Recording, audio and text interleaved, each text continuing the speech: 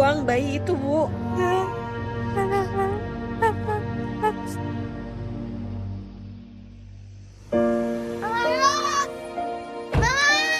Arka! Waktu ketemu Arka, untuk pertama kalinya aku merasa dibutuhkan sebagai sosok yang utuh. Mama capek nggak? Nanti kalau Arka udah besar, Arka aja yang kerja. Mama itu yang terbaik. Mama berdoa semoga kalian berjodoh. Mama akan wariskan perusahaan ini untuk kalian. Aku emang selalu membayangkan hidup aku akan selamanya bersama dengan Arlo.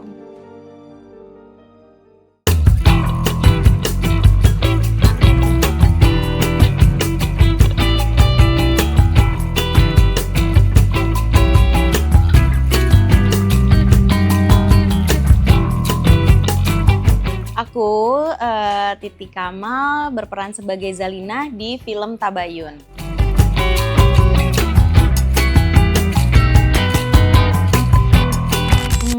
Zalina ini karakternya sangat spesial ya, perempuan yang dia waktu masa remajanya memiliki mimpi yang indah gitu, dan dia ambisius juga, rajin belajar, anaknya pinter, ingin mengubah keadaan dia yang sekarang supaya jadi lebih baik. Tapi ada satu musibah dalam satu malam yang membunuh semua mimpi-mimpinya. Jadi dia berubah menjadi wanita yang nggak percaya diri, yang minderan, tapi tetap memiliki prinsip yang kuat untuk terus bertahan hidup.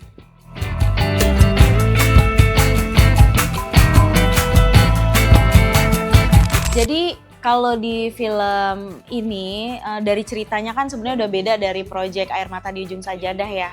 Kalau di Air Mata di Ujung Sajadah, sosok Akila itu sosok yang berkecukupan, pendidikannya tinggi, dan dia punya kesedihan juga sih gitu. Tidak bisa berada dekat anaknya dan dia sebatang kara gitu.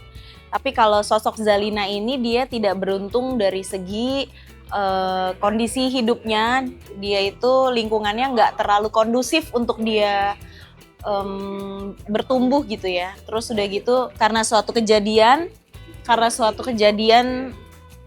kehidupannya tiba-tiba hancur. Jadi memang bisa dibilang banyak sih perbedaannya gitu. Cuma mungkin kesedihannya bisa dibilang jauh lebih depresi lagi daripada yang Akila gitu.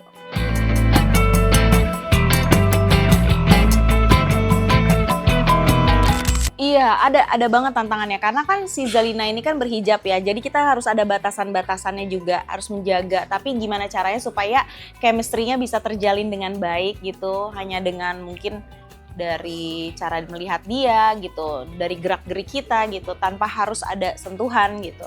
Terus udah gitu juga tantangannya lagi karena perbedaan usia yang kalau aslinya tuh perbedaan usia cukup jauh ya kayaknya gitu. Jadi kita juga harus lebih mengenal lagi ini supaya chemistry-nya juga dapet. Aku lebih mengenal Ohim gitu, lebih banyak ngobrol, lebih terbuka juga, lebih banyak diskusi juga supaya kita bisa menemukan frekuensi yang sama gitu saat kita beradegan kayak gitu.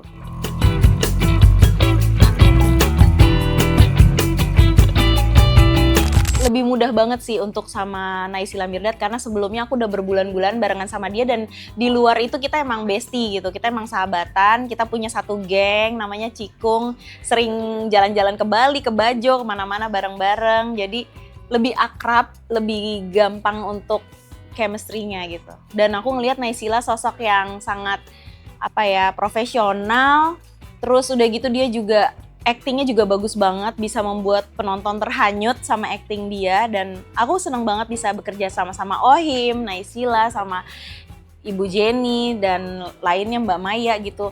Karena memang mereka semua aktor-aktor yang sangat mumpuni gitu. Yang kita juga enak, mereka nggak ada membeda-bedakan, jadi untuk kita mencari chemistry lebih enak.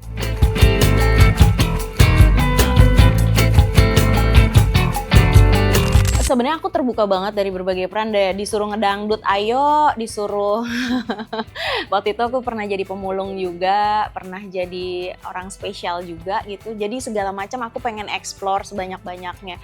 Tapi memang kebetulan beberapa tahun belakangan ini skrip yang ditawarin ke aku yang aku juga tertarik kebetulan membutuhkan aku di bagian energi yang melo-melo. Cuma memang selain itu aku juga tetap kangen sama sosok aku di galak-galak sedikit lah di Insya Allah Sah, di Mendadak Dangdut, yang cegil-cegil era gitu aku kangen banget sih di Barbie gitu. Jadi aku pengen juga jadi cegil. Cuma memang belum ada, tapi abis ini aku ada ikut satu horor. Ya mungkin di situ ada sedikit perbedaan gitu, ada sedikit perbedaan karakternya. Gitu.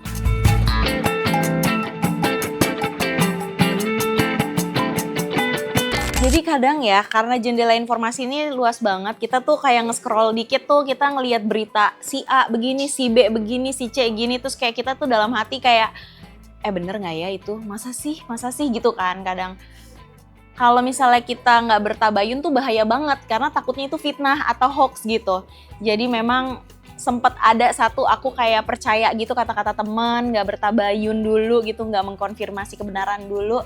Nah itu tuh aku yang nyesel banget sih, karena takutnya nanti dengan aku mempercayai sebuah berita tanpa tahu kebenarannya, takutnya nanti jadinya dosa gitu.